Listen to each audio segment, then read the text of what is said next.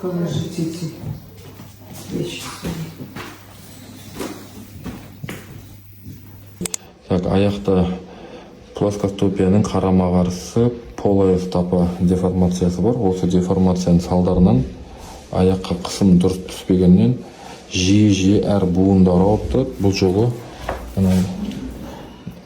аяқ білек буынының артына сарысы жиналған, қатты ауру сезіммен келді. Бұндай нәрсе қайталанбас үшін енді жаттығулар береміз, өмір салтын реттеу және мынаға ортопедиялық ұлтарақ тағайындатқыламыз.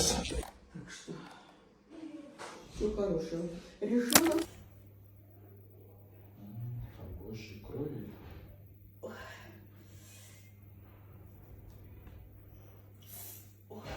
Точно не подвернули? Галина, стоп, легче стало? Да, полегче.